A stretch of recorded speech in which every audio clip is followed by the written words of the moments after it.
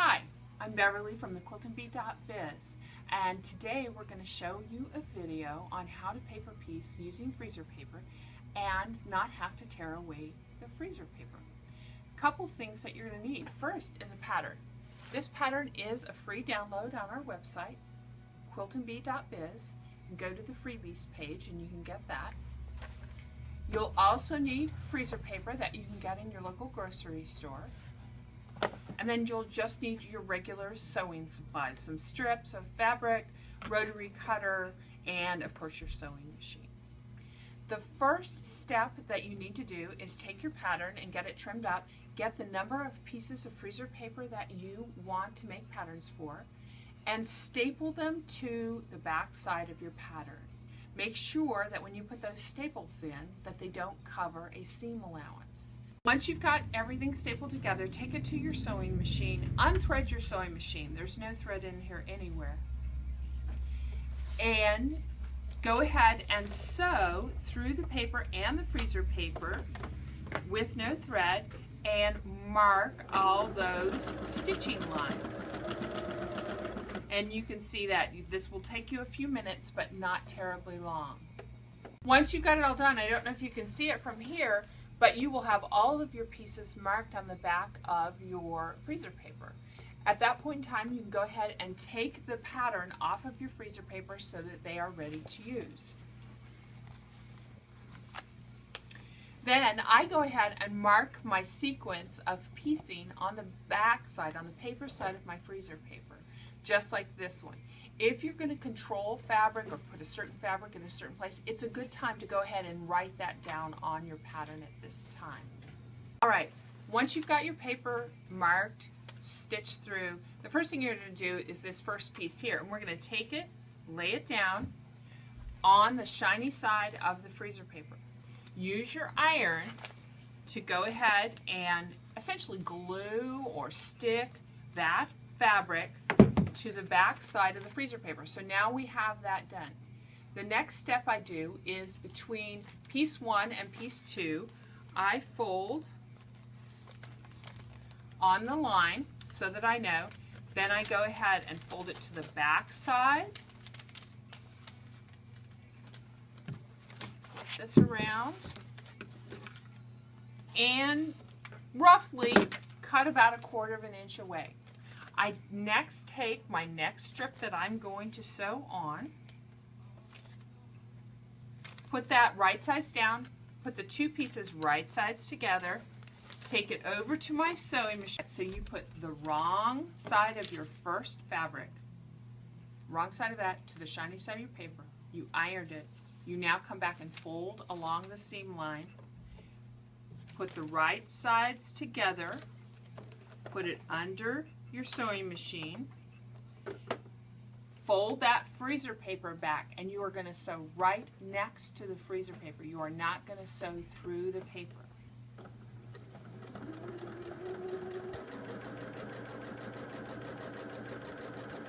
Go just a couple of stitches beyond your ending piece. Go ahead, open it up. Go back to the pressing table. Using the hot iron, go ahead and press that fabric down till it sticks. Now go back to the next seam that you would need to stitch. Fold it back on the line.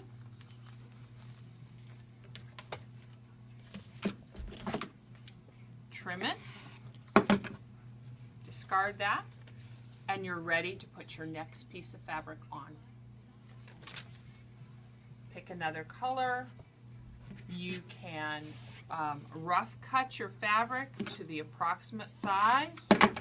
Right sides together. Fold that freezer paper back on that perforated line that you sewed the first time and sew again.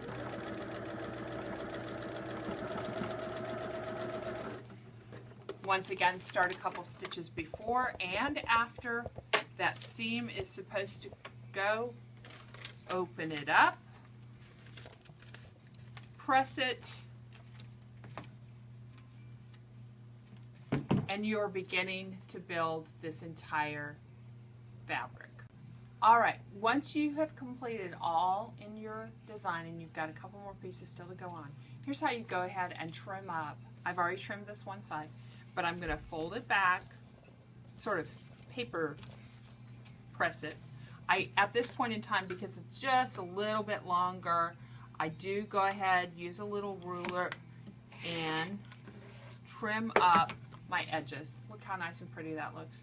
Now, the next thing I will do is to sew on my control colors, which are these two white pieces on either side. Make sure they go all the way to the edges so that you don't get done like I have done in the past and find out that, oh, I cut it too short. I was being too thrifty. It's better to waste just a tiny bit of fabric and have it cover your entire space that you need it to cover.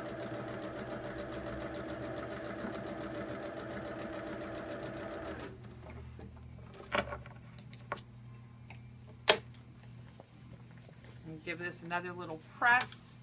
Bring this over here.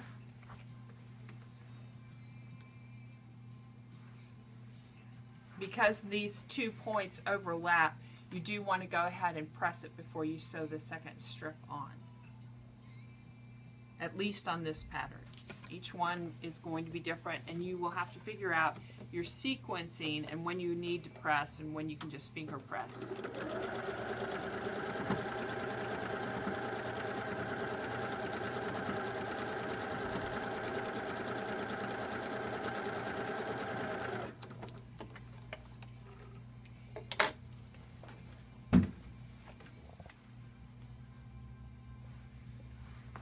So it's starting to look more and more like a block. Once again, I'm going to go ahead and trim these little triangle areas out, put my black in, and then I'll trim my whole block up, and we'll do that in just a minute. Okay, now we've got all of our blocks together. The only thing you're going to have to do is trim up. If you did not leave seam allowance along on the exterior of the block, you need to make sure that you leave a 1/4 inch seam allowance. Go ahead and use your little ruler, put your 1/4 inch on there. Trim everything up.